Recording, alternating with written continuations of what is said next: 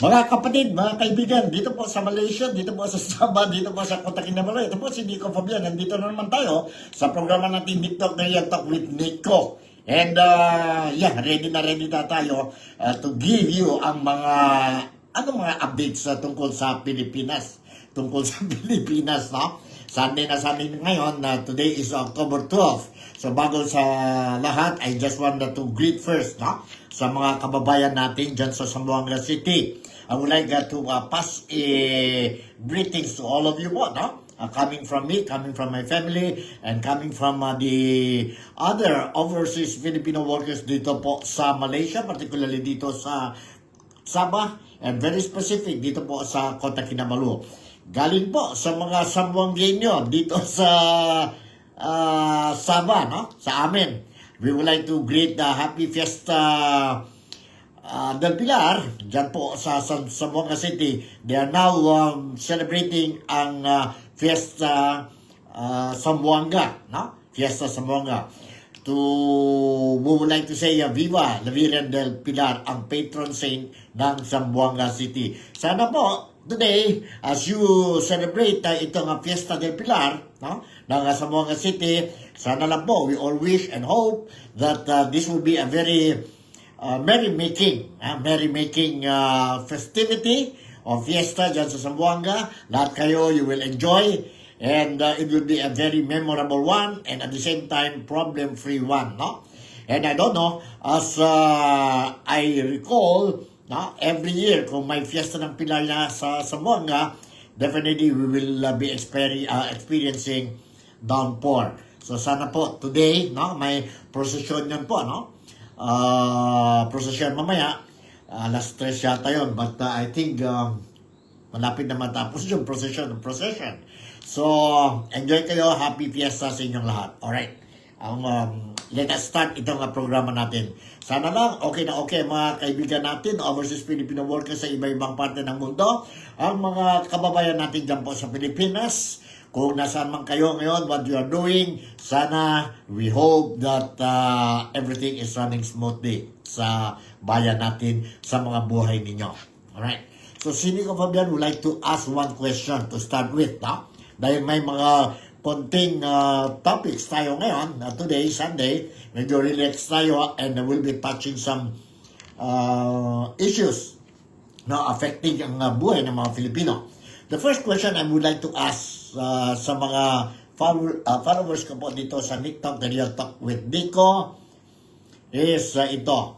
Totoo ba na maski dyan po sa Armed Forces of the Philippines, may ghost project? Totoo ba yan? Narinig natin? Narinig ninyo ba na sa military mayroon din ghost project? Hindi lang sa flood control projects, may mga ghost projects, hindi lang mga, no? Ang dami ghost projects. Sa military o sa AFP, mayroon ba? Totoo ba yan mga balita na naririnig natin?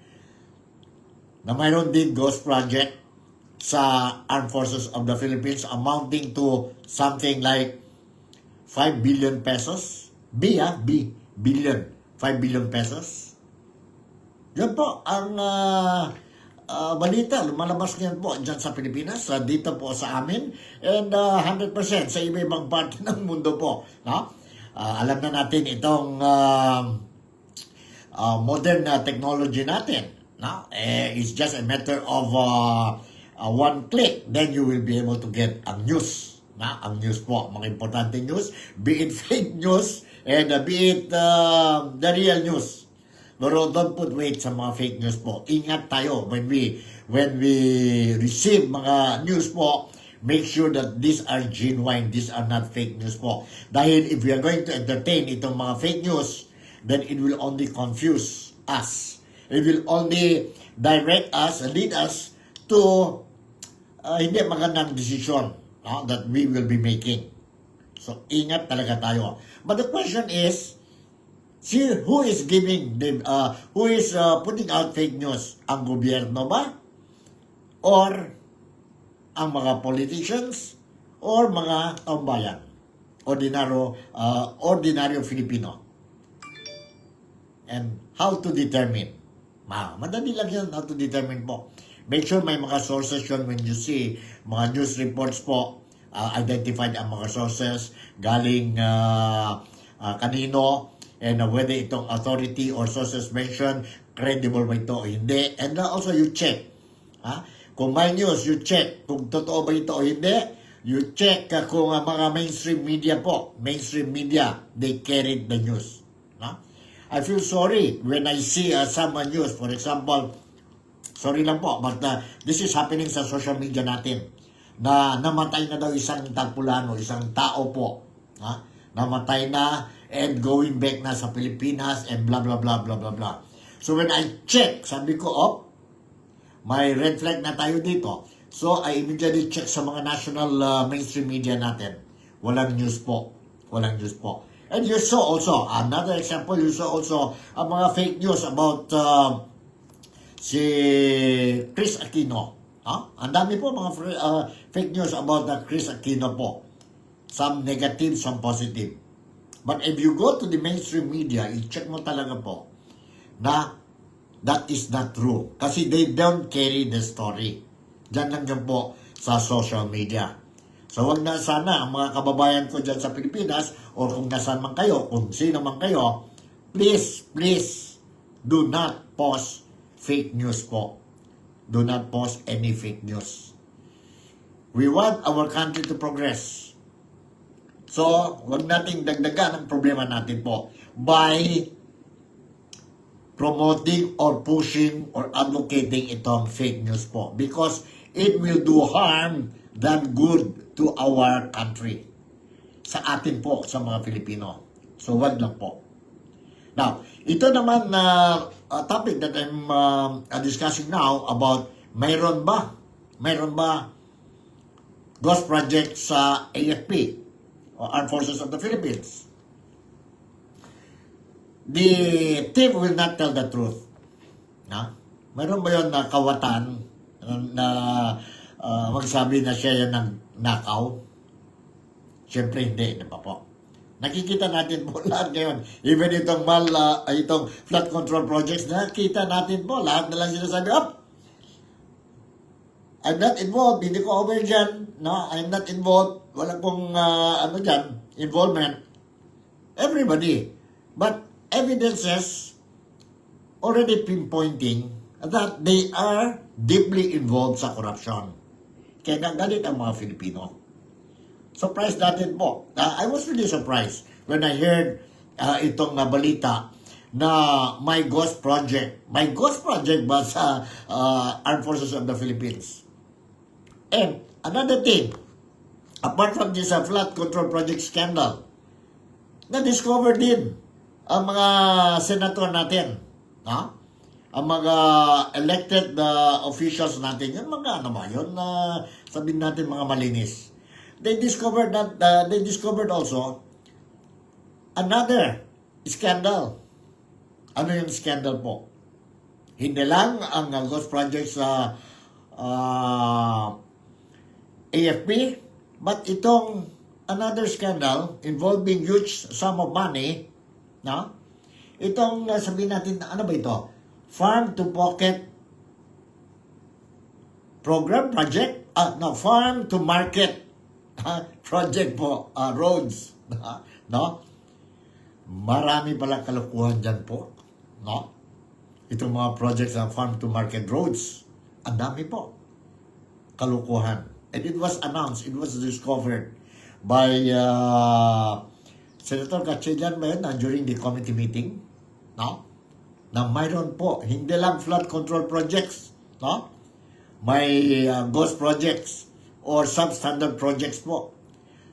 Ito din sa natin, sa farm to pocket project,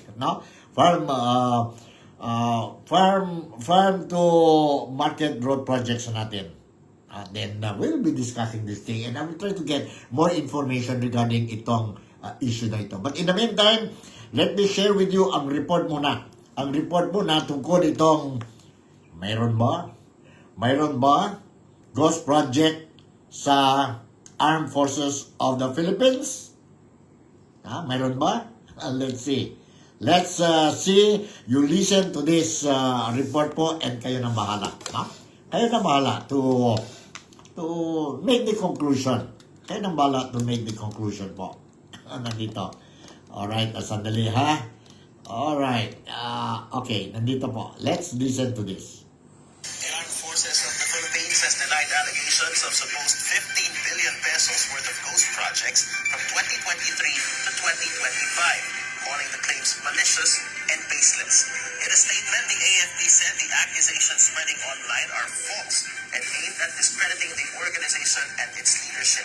The military clarified that it does not implement or receive funds for infrastructure projects. Under the TICAS program or Tatag ng Infrastruktura para sa Kapayapaan at Seguridad, all construction projects for military facilities are funded and managed by the Department of Public Works and Highways. AFP Chief General Romeo Bronner Jr. stressed that the military only identifies the facilities it needs while the DPWH handles the planning, bidding, and implementation. Meanwhile, the Department of National Defense has recommended scrapping unfinished DPWH-implemented military projects under the TICAS program. This comes after Senator Wing Gatchalian flagged several uncompleted structures for the Philippine Air Force. Gatchalian has since proposed to transfer the 3 billion peso TICAS allocation from the DPWH to the DND for 2026, a move supported by Defense Secretary Gilberto Chodoro and AFP Chief General Romeo Bronner. Bronner said he backs the transfer to ensure quality, accountability, and to prevent any possibility of ghost projects in future military infrastructure programs. Okay, yan po ang notisya, ang balita na we managed to get and I recorded it para sa mga followers ko po dito sa TikTok, The Real Talk with Nico, for you to see and to hear. Direct from the horse's mouth coming from itong AFP chief natin dyan sa Pilipinas, si Bronner. Si Bronner. I will continue to monitor and get more details regarding itong issue po kung totoo because narinig natin na ang AFP denied na may ghost project sa military. May ghost project, they really denied. Kung walang, if there is no fire, there's no smoke. Diba? But anyway, we have to consider also baka fake news ito, lumabas, and it's only but the proper for the authorities concerned to come up and rectify or correct whatever kung sakali fake news ito po. No? At least para ang mga tao will not be confused. Will not be confused. Mahirap na yan po. But based on what we are listening, what we are hearing now, coming from the legit media, national media, dyan po sa Pilipinas, it seems that this is an issue that the authorities concerned should really look into it. Ibig sabihin, should investigate kung totoo ba ito o hindi. Likewise, hindi yan ghost project sa military, but also ang ghost project sa farm to market road na ngayon po involving billions of money. Billions of money. And who are benefiting it? Itong mga irresponsible, greedy individuals. Be it politicians.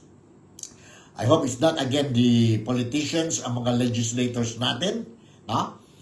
I hope it is hindi din involved again itong mga government officials natin, different agencies and departments, and mga irresponsible, greedy contractors po.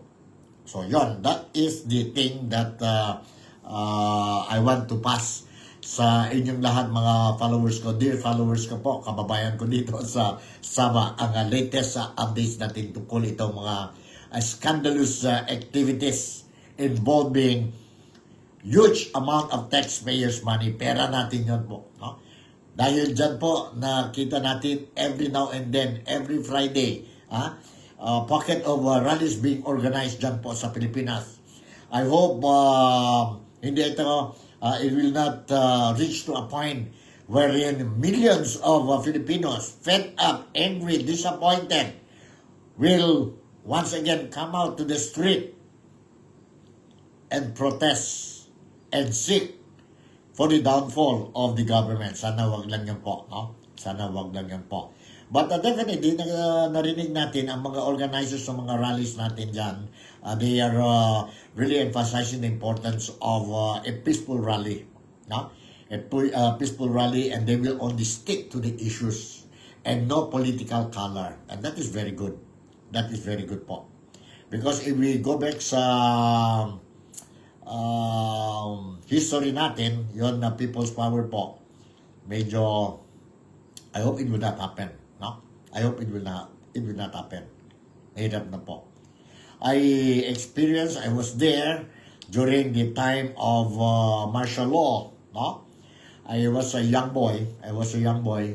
I think I was nasa grade 6 yata ako when President Ferdinand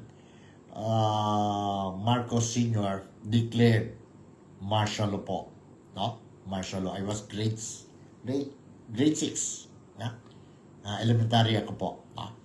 But I already know what is happening. I understand. And until now, I can still remember, especially mga difficult times during martial law po. And although I was not physically present during the People's Power dyan sa Maynila, that was in 1986. Kasi nandito na ako po sa Sabah, nandito na ako sa Malaysia.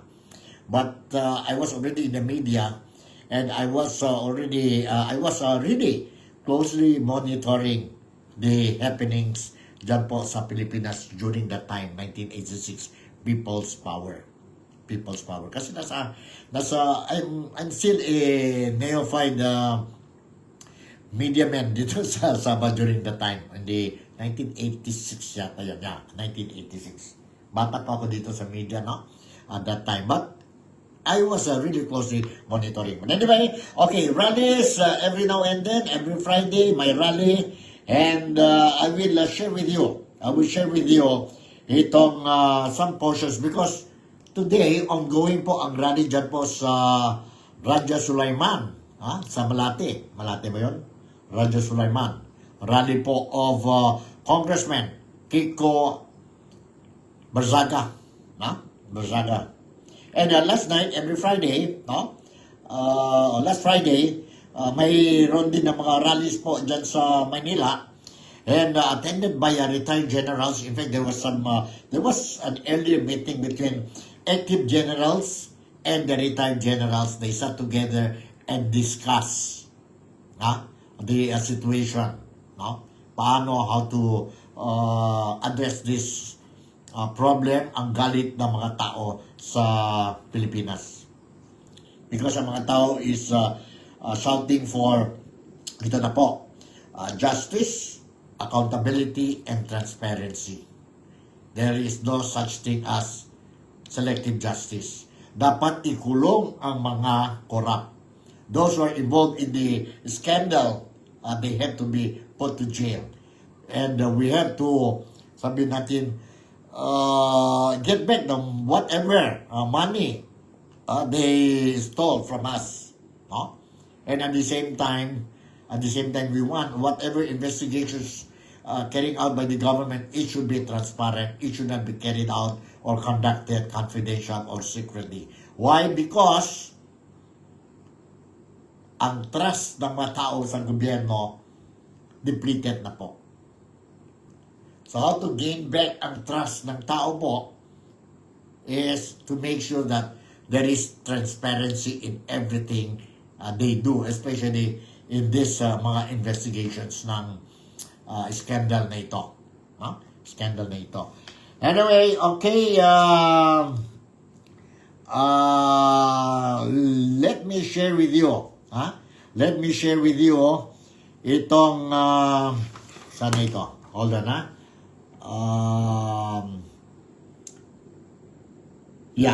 itong interview ng DZMM ba ito? DZMM kay Kiko D. He is the co-convener ng mga rallies dyan po sa Pilipinas. And mayroon siyang interview.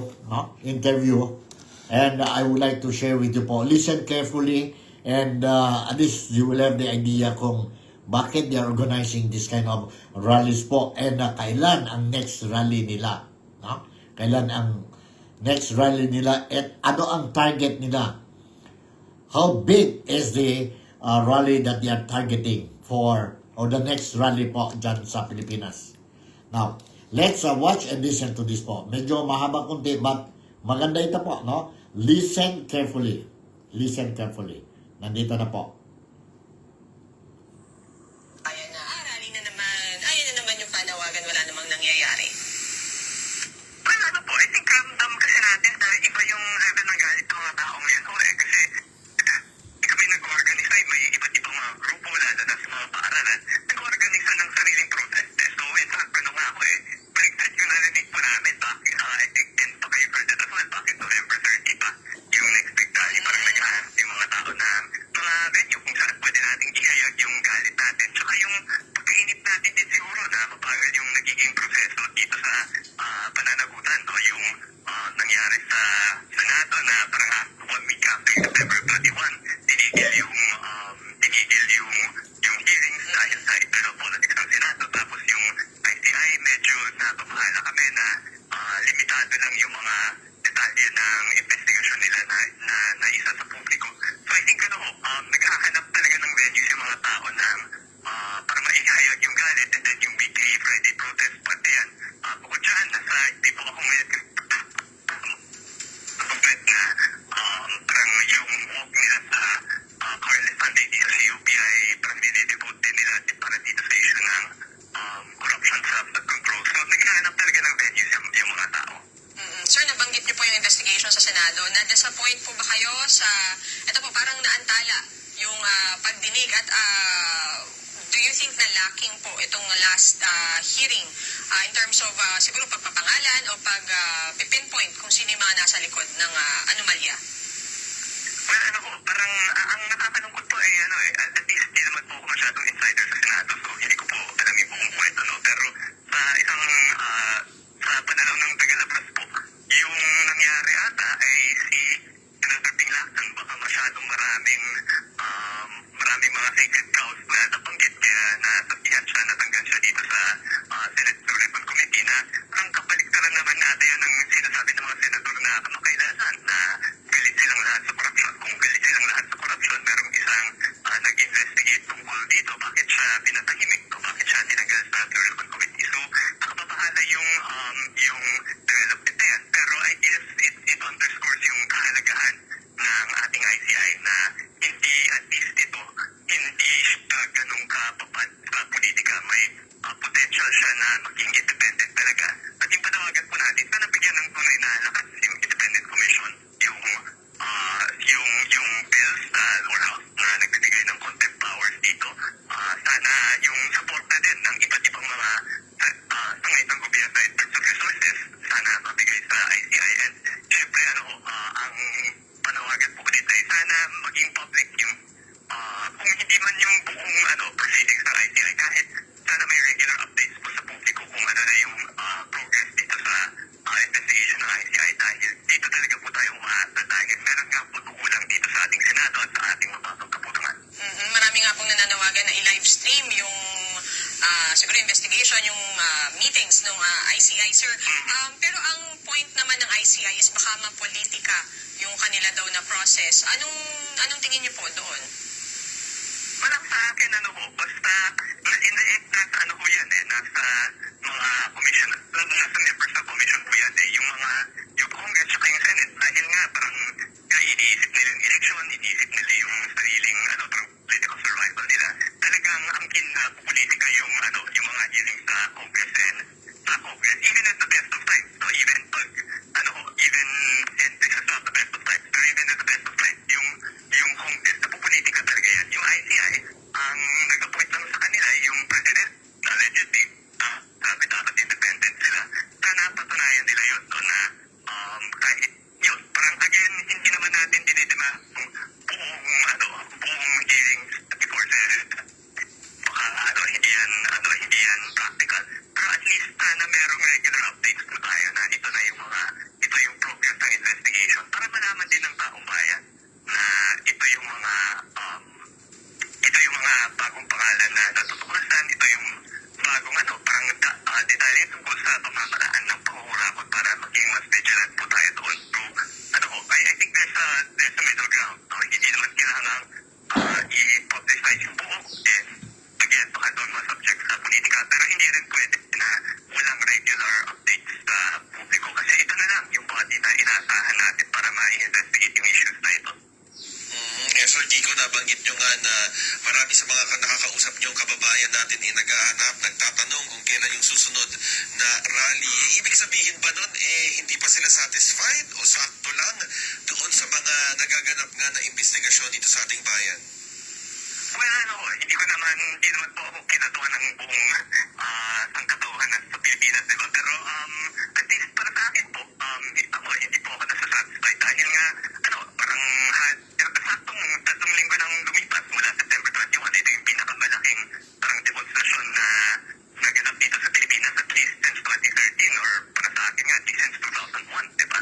Parang dito na yung pinakamalaki. Pero wala pa tayong nakikita cases filed, wala pa tayong nakikita nakukulong 21 days after, 3 weeks after September 21, tsaka ilang buwan na after unang nabanggit yung flood control issue na ito. So definitely hindi po satisfying na yung parang yung isang krimen na billion, hundreds of billions of pesos yung pinag-usapan natin. Wala pa tayong nakikita kahit anong parusa.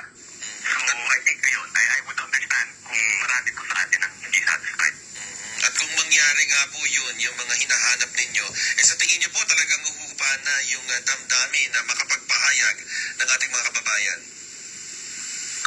Sa tingin ko po I think kailangan po nating makakita na makukulong at or mapapailan makukulong. Pero in the end, hindi ko rin alam ng todo-todo kung ano yung magsasatisfy dito sa galit. Kasi yung galit natin parang nagtitimpi tayo for the longest time na parang alam naman natin na may ganitong takot na nangyayari since at least the start of the Marcos administration. Pero ngayon lang lumalabas sa mga detalye. So hindi ko alam kung may isang makulong dyan kahit na high official man yan. Baka hindi ko alam kung masasatisfy yung buong taong bayan sa ganung development. Pero ang mahalaga sa akin, very important first step na may managot may ma-file na case at may managot dito sa mga issues of flood control. Sir, ang laging sinasabi naman ng authorities, matagal talaga yung process, nasa case build-up pa sila, kaya hindi pa kayang mag-file ng case or may mapakulong at this point. Well, ako, I think there are certain cases na baka pwede nang simulan, no? So, halimbawa yung, the fact na may mga contractors na donors, parang nakasulat dun sa mga source nila, yung mga pangalan ng mga contractors na to, baka pwede nang simulan yung mga yan, no? Pero I think to a great extent po, aminado naman po ako na at least sa prosesong legal, medyo matagal yung abangan natin yung innocent until yung guilty beyond reasonable doubt. So medyo mataas na standard po yan. Kailangan po natin yung kailangan talaga ng matagal na oras na i-devote dyan.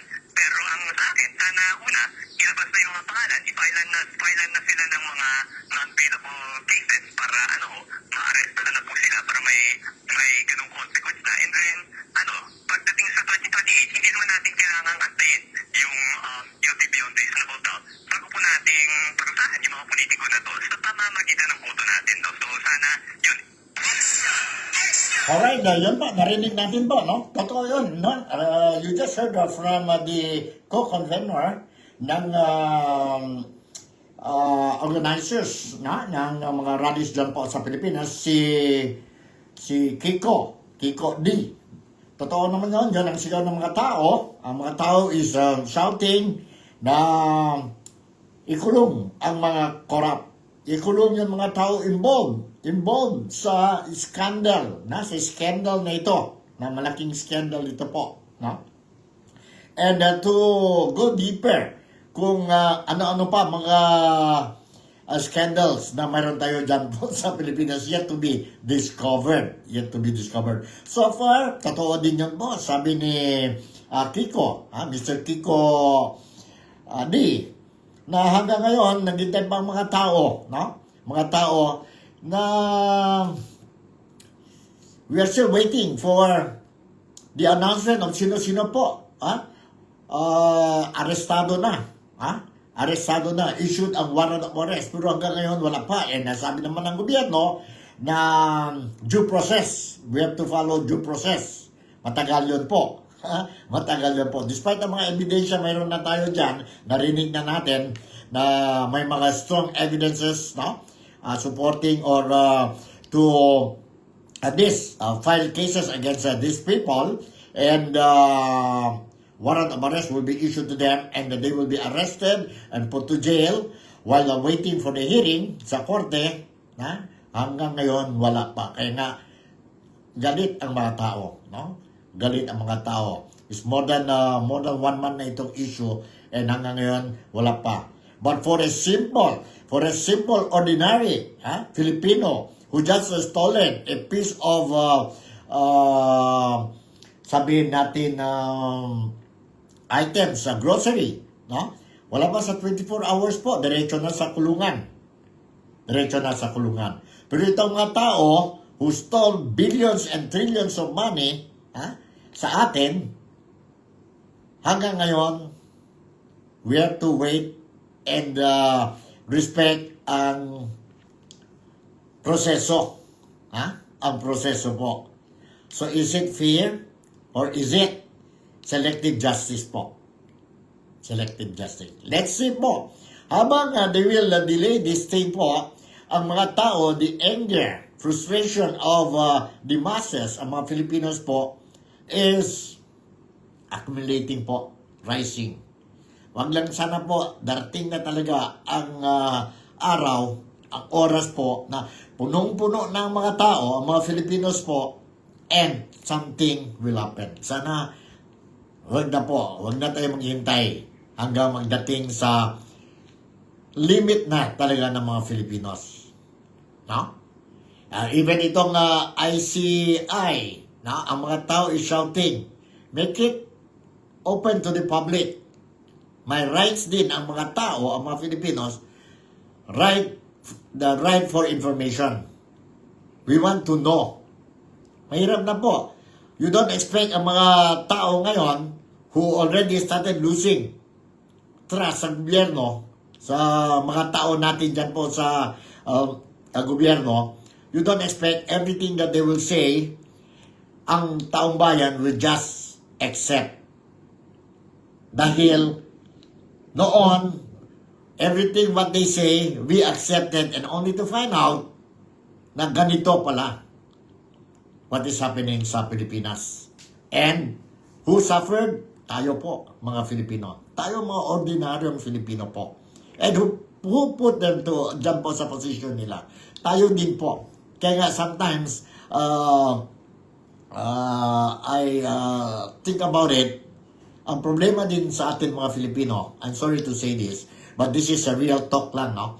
Ang problema din sa mga Filipino po, we don't know how to choose the real leaders during elections. Sana po, with what is happening ngayon po, come 2028, we will realize and make sure that tamang leaders lang tayo will elect. Let us not be carried away ang mga promesa nila po, empty promises. No? We keep on saying that during every election. Yet, ganon pa rin what is happening sa atin during election. Alright, another footage that I want to share with you is just a portion na po. No?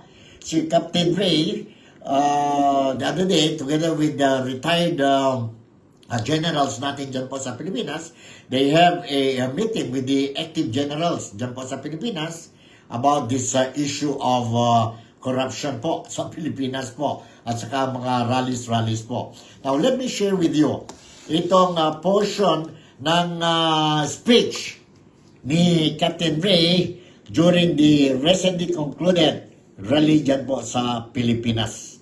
Dyan po sa Pilipinas. Let's listen to this. Ano ba ang cue natin dito? 4:15 po, no? Let's watch and listen to this.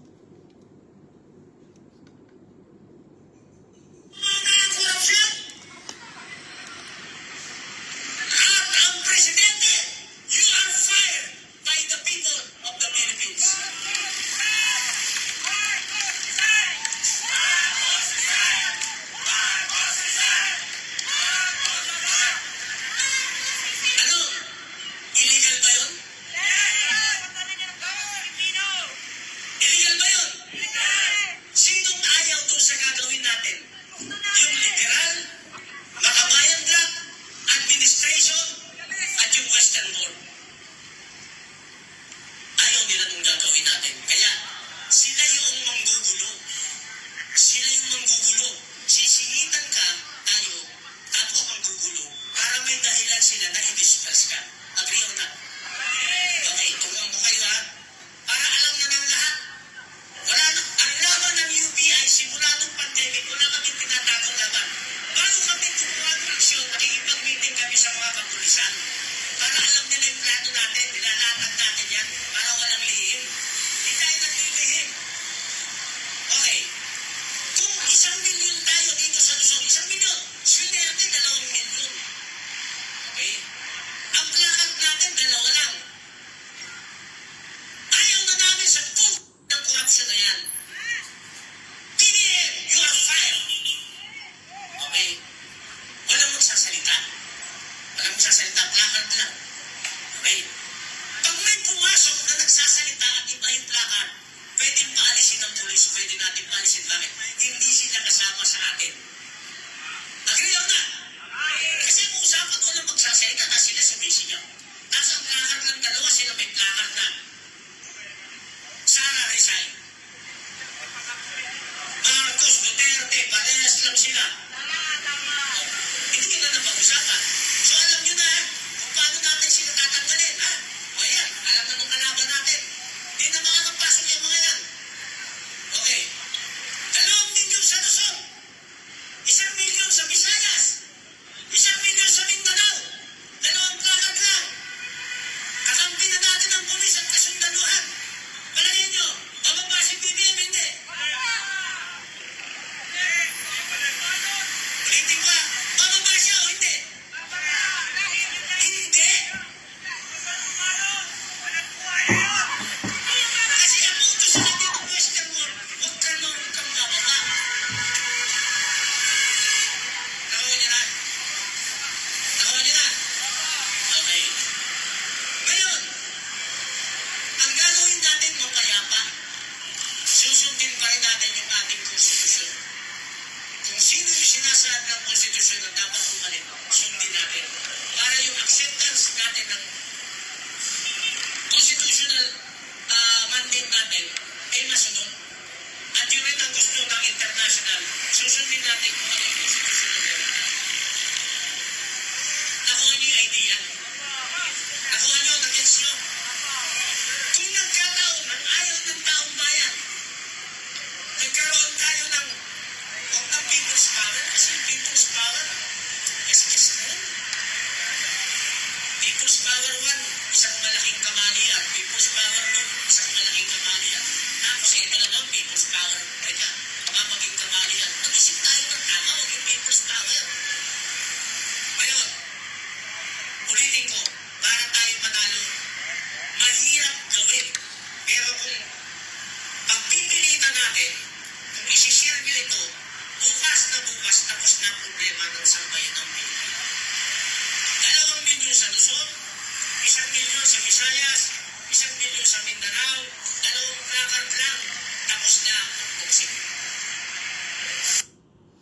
Alright, dahil yun ang mga plano nila, no? Mga retired generals in military personnel on how to approach itong mga rallies natin po, no? Sabi nila, 2 placards lang tayo, no? 2 placards lang tayo will use. We will not be talking, no? We will not be talking. And, but dapat, warm bodies, no? Milyon din sa Mindanao, milyon din sa Visayas, and milyon din dyan po sa Luzon. By doing so, malaki ang boses ng mga Filipinos and hopefully it will address ang problema natin ng corruption, ang trust sa gobyerno po. In other words, it will come down to transition na naman yan, no? Transition naman. We heard about the mga suggestion regarding snap elections. Resign, everybody resign. But some, they don't want. Hindi kagaya sa mga ibang nasyon. Kagaya sa Japan. Ang mga leaders nila po, the moment may tainted na ang trust, no?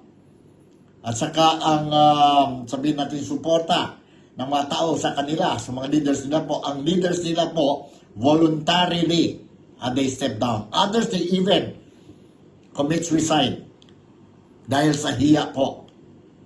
No? Pero dito sa Pilipinas, Ano ba yun? Walang hiya ba yun? Kan? They want to stick sa power pa rin. No matter what. Kasi, because of greediness. Wala na iba. Greedy of power, greedy of money, no? And greedy of unhealthy and temporary happiness po. Sana lang, they will be put behind bars. Those people are involved. Kasi, tayo mga Filipinos po, ang biktima.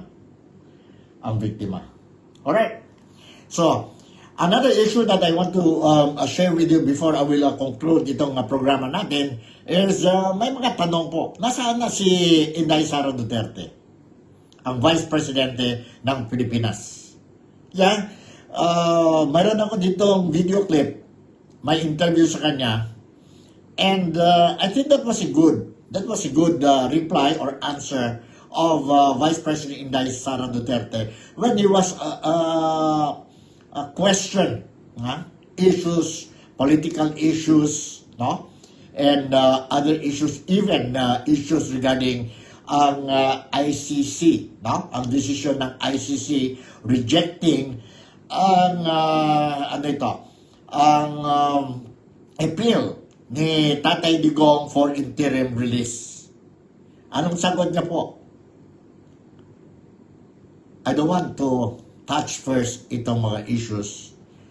I'll do it in some other days dahil lagyan muna tayo ang attention natin sa mga biktima ng lindol, biktima ng earthquake dyan sa Davao, biktima ng lindol dyan sa Cebu, saka mga biktima ng baha, no? Ng baha, flash flood natin dyan sa Pilipinas. Set aside lang siya muna po. There are other politicians grandstanding, they would love to say something, no? Para at least mahaba ang exposures nila sa media. But Inday Sara Duterte, practical na practical po. Sabi niya, wag muna tayo yan. Focus muna tayo paano tayo magtulong ang mga biktima. Paano tayo magtulong sa kanila after experiencing itong trauma of earthquake, typhoon, which I think that's the best thing to do.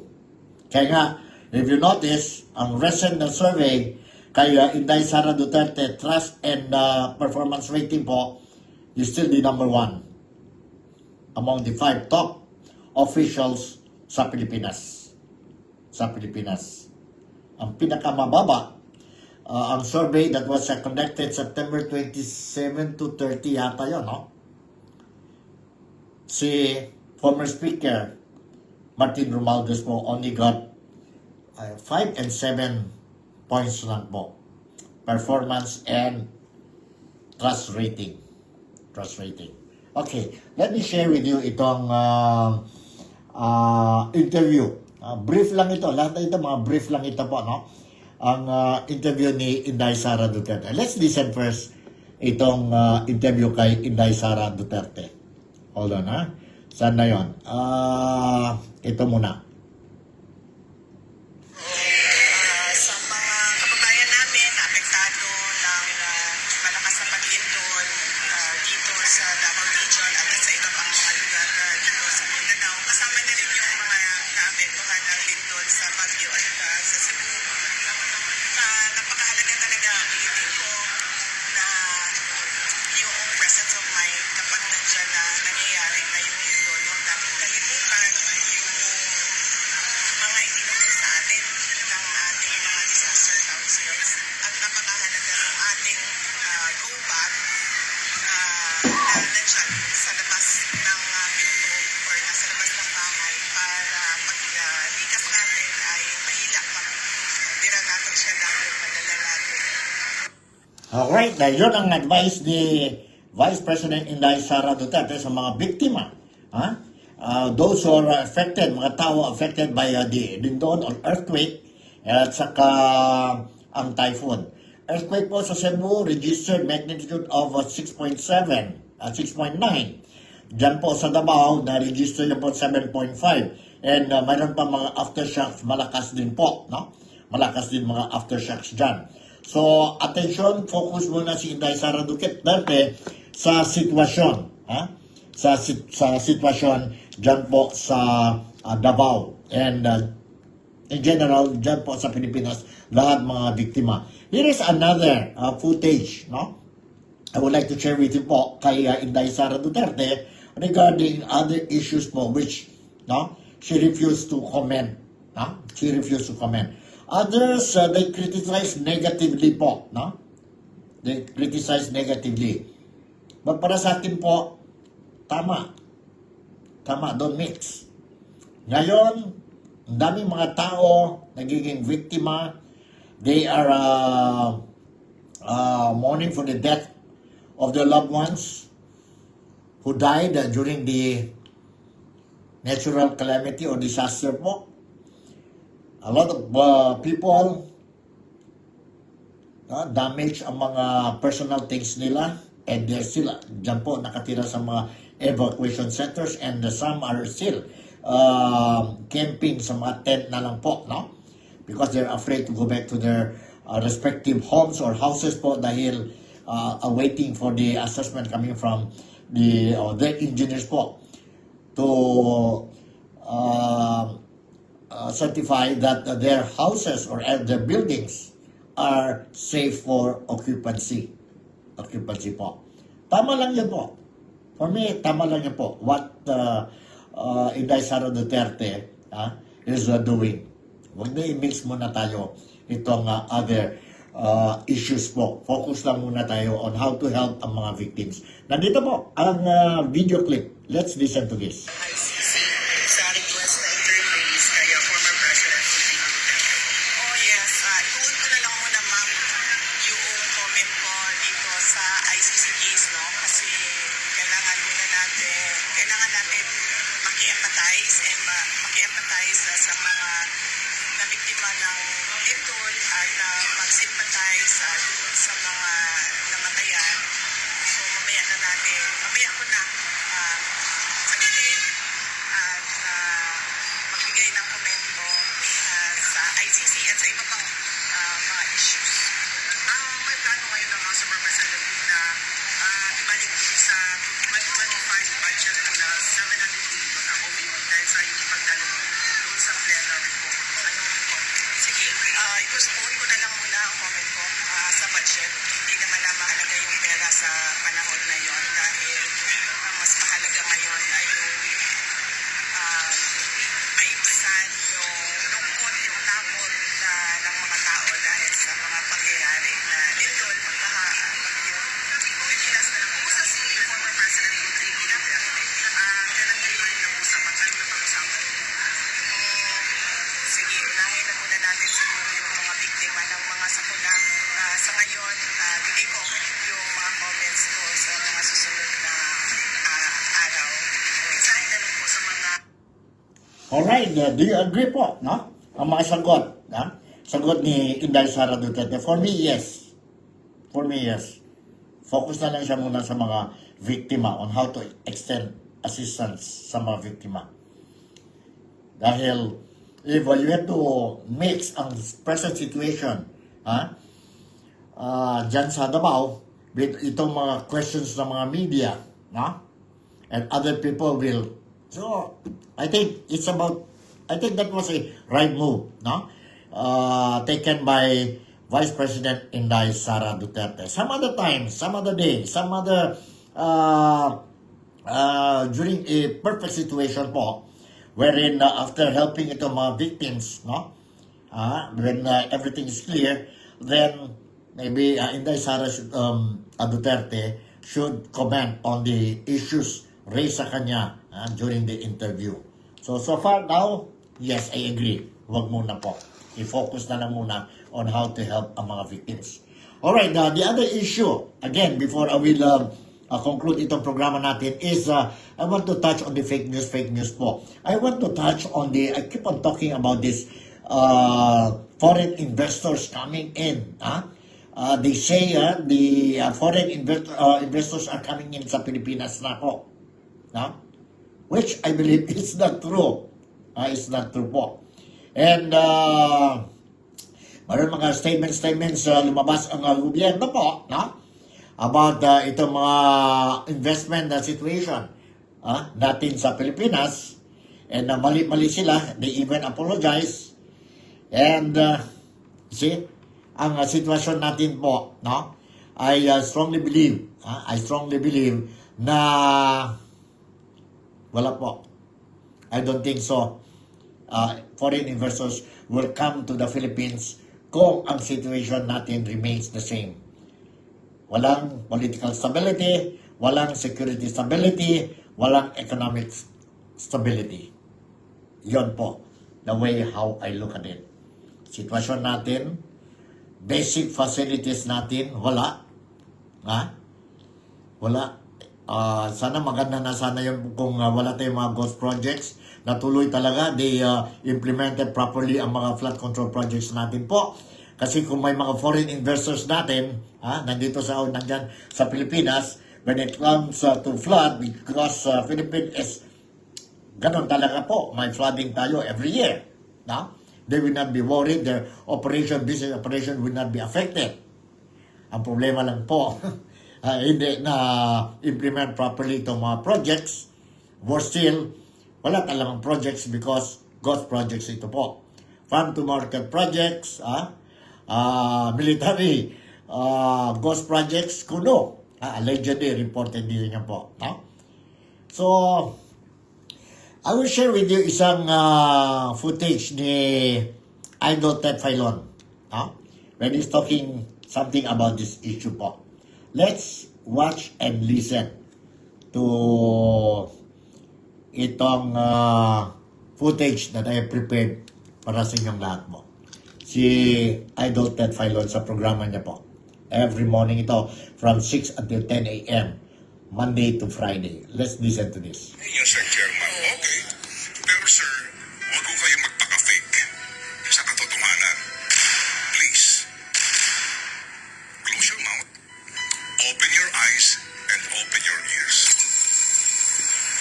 Sa totoo lang, sinasabi po ninyo, hindi, we know the fundamentals are strong, our investors are coming. Hindi mo yan po sa kanya, sir. Yan ang fake. With all respect. Kasi sinasabi nga ni Ginoong Romualdez, and hello sir, ang mga negosyante ngayon, siguro pagkaharap kayo hindi nagsasabi kasi di ba alam niyo na ibig ko sabihin, pero ang sinasabi po nila, ang hirap magnegosyo sa bayan na ito. Kahapon lang ito nag-text sa akin ng isa. Opo, kasi meron din siyang tinatanong. Sabi niya rito, it's so hard to be a businessman in this country, always at the mercy of those in position. May sinasabi siya taga-BIR dito. Opo, I've been telling my children to find opportunities elsewhere. I am sure hindi nila kakayanin ang gantong culture. Ito po yung negosyante. Sabihin ko na lang, nagtatayo sila ng mga billboards. Okay, malaking industriya ngayon yan. Diyos ko po, sabi niya, yung barangay na lang nakukunan mo ng barangay permit. Yung barangay chairman daw nakikipag-profit sharing sa kanya. Sabi, anong profit sharing? Kumbaga, kung ano yung monthly rentals doon, humihingi ng komisyon. Sabi, hindi naman pwede yan, boss. Magkano ba gusto mo? O, diba? Nagkatawaran, 300,000. Grabe! Kung mo naman binigay, hindi ka nagreklamo.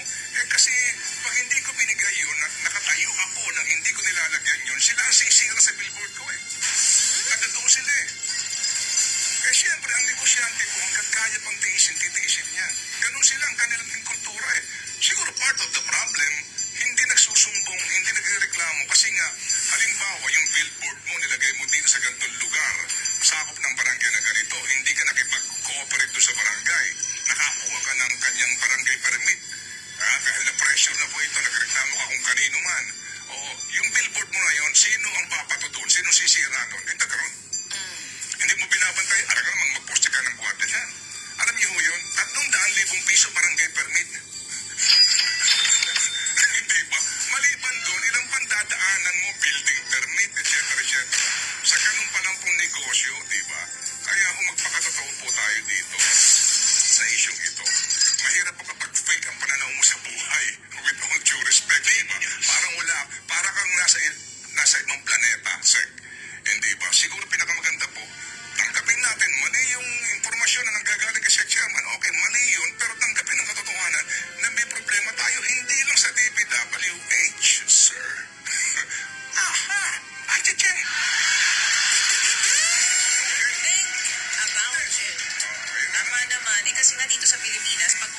negosyante.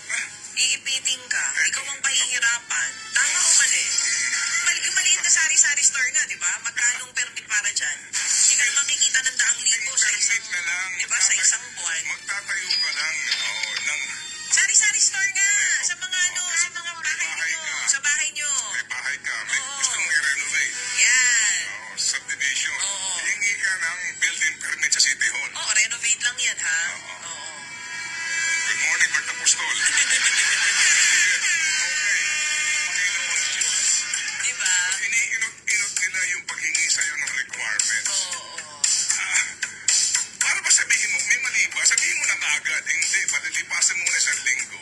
Pagbalik mo doon, may mali. Oo naman. Ba't na nandito kami, hindi mo sinabi mali pala to? And, Talaga bang nagpaparamdam kung medyo galit ka na at alam nila na masusumpong ka na, sa doon nila kanila, ilalabas. anak kayo lang. Yun po, si Idol Ted Filon and DJ Shasha. No? Yeah, I totally agree with them. I totally agree with them. Shoutout muna tayo kay Mary Lou Pentojo is also watching itong programa natin. As what I said, pagdating, sabihin natin ang totoo. Imposible ang mga foreign investors will come to the Philippines. Will come to the Philippines. Isa talaga yung one na very important aspect dyan po, no? Sa mga foreign investors going to the Philippines to invest is yun po, ang corruption. What does it mean sa mga investors? In other words, kung mayroon silang, nag-set sila ng capital to invest sa Philippines, this much, let's say for example, $1 million. Now, they cannot stick with that 1 million po, capital, investment nila. Because they have to consider ang corruption sa Pilipinas. They have to give under the table. When they apply for permits or whatever requirements. And then, mayroon pa yung mga commission, mayroon pa yung monthly allowances dahil sa corruption. And hindi lang yan, sa corruption. Basic facilities, electricity, water, ang natin, transportation, ang mga roads natin po, it will not encourage foreign investors. Even how many trips si President Ferdinand Marcos will do sa international trips niya to lure or to invite or to encourage foreign investors to come to the Philippines po, there won't be fruits for as long as we will not address itong problema natin ng corruption and other basic public facilities. Huwag na tayo, mga government officials dyan who are trying to carry balls na lang dyan sa mga bosses nila. No? Deep fake news or false hopes